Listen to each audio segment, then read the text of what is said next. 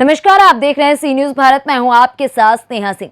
जौनपुर जिले के शाहगंज कस्बे में मंगलवार को ईद का त्योहार धूमधाम से मनाया जा रहा है। ईद के मौके पर लोगों ने मस्जिदों में जाकर नमाज अदा की और दुआएं भी मांगी।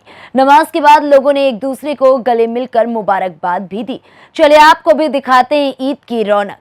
बीते 2 सालों से कोरोना वायरस के चलते फीकी जा रही ईद के त्योहार में इस बार खूब रंगत देखने को मिली। बता दें कि सुबह 7 बजे से मस्जिदों में नमाज अदा की जाने लगी गई और साथ ही कस्बे के मस्जिदों में अलग अलग वक्त पर नमाज पढ़ी गई।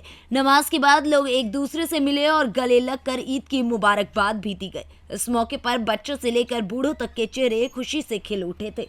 बच्चों ने इस मौके पर झूला झूला और बर्फ के गोले और चाट खाए। वह इस मौके पर धर्मगुरुओं ने मिलजुल कर रहने, गरीबों का ख्याल रखने और आपसी भाईचारे को मजबूत करने की अपील की।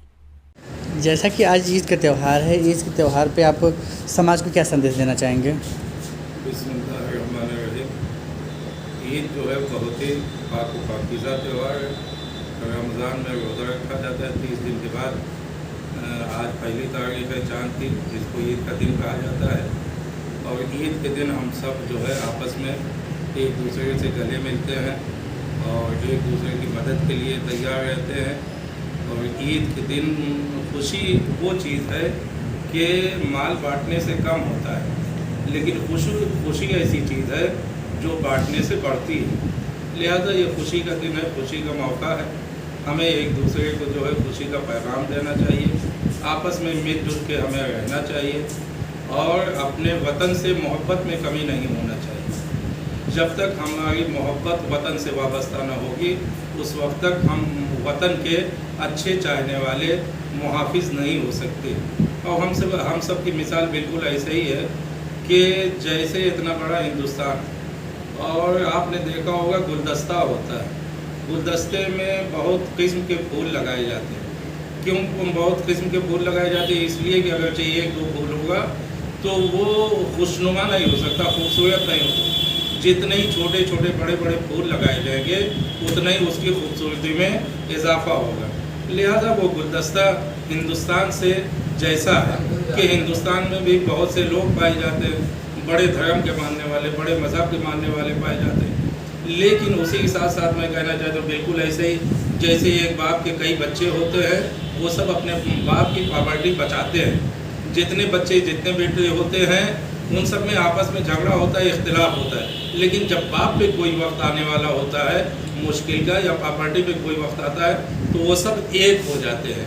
ऐसे हिंदुस्तान में जितने लोग बसते हैं उन सब को चाहिए कि जब हम आपस में लड़े भिड़े वो अलग सी बात है, थोड़ी बहुत सी बातें होती, लेकिन जब हिंदुस्तान पे बात आए तो फिर हम सबको एक होकर मुकाबला करना चाहिए, एकजहती के साथ। आपस में सुलह, अमन, शांति, इन सब से हमें काम लेना चाहिए और मुल्क को बचाने के लिए हमें हर वक्त तैयार रहना चाहिए।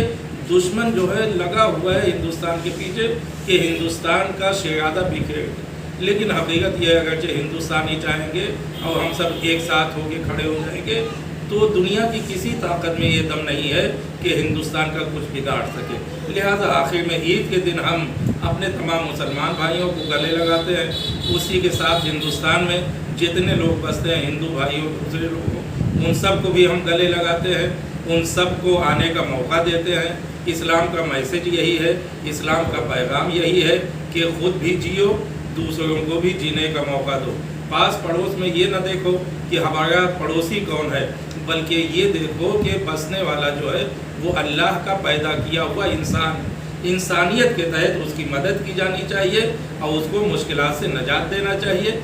यही इस्लाम का पैगाम है, यही ईद का असल पैगाम है जिसको हमें आम करना चाहिए। क्या नाम आपका? सैयद मोहम्मद अब्बास अकबर। आज ईद है और ईद के अवसर पर आप समाज को क्या संदेश देना चाहेंगे? हमने जो समाज को एक संदेश दिया है वो यही है कि लोग अमन और शांति के साथ रहें। इससे पहले भी यही संदेश दिया था मैंने, और आज ईद के मौके पर भी मैंने यही बताया लोगों से कि आपसी मेल मोहब्बत जितना बढ़ेगा उतना ही दूरियां कम होगी। और हम लोग आपस में मेल मोहब्बत के साथ जब रहेंगे तो साजिश करने वालों की साजिश को बेनकाब कर देंगे इंशाअल्लाह। और उसी तरह से हमारा कारवां चलता रहेगा, न किसी से कोई भेदभाव रहेगा, सब लोग आपस में एक तरह से मेल मोहब्बत से ज़िंदगी गुजारेंगे। और ईद का पैगाम भी यही है कि अपने त्यौहार में अपने साथ साथ अपने गैर मुस्लिम भाइयों को भी हम शरीक करते हैं, और शरीक करने के लिए लोगों से अपील भी करते हैं कि भाई सब लोग मिलजुल के, त्यौहार चूँकि जिसका है वो अलग नहीं होता है, त्यौहार एक जैसा होता है, चाहे हमारा त्यौहार हो चाहे आपका त्यौहार हो। त्यौहार को त्यौहार की नज़र से देखा जाए तो वो ज़्यादा बेहतर होता है, और जब त्यौहार को आदमी दो नज़री से देखेगा तो उसमें फिर बुराई पैदा होगी और जो आपसी मोहब्बत है वो ख़त्म हो जाएगी। इसलिए त्यौहार का मतलब ही ये होता है कि अमन व शांति रहे और ख़ुशी के साथ आदमी एक दूसरे से मिलता रहे। मैं मौलाना सालिम, नादिम मदरसा बदरुल इस्लाम, इमाम बड़ी मस्जिद शाहगंज। जौनपुर से दिवाकर मिश्रा के साथ दीपक सिंह की रिपोर्ट। फिलहाल इस खबर में बस इतना ही। देश दुनिया की ऐसी तमाम खबरों को देखने के लिए बने रहें सी न्यूज़ भारत के साथ।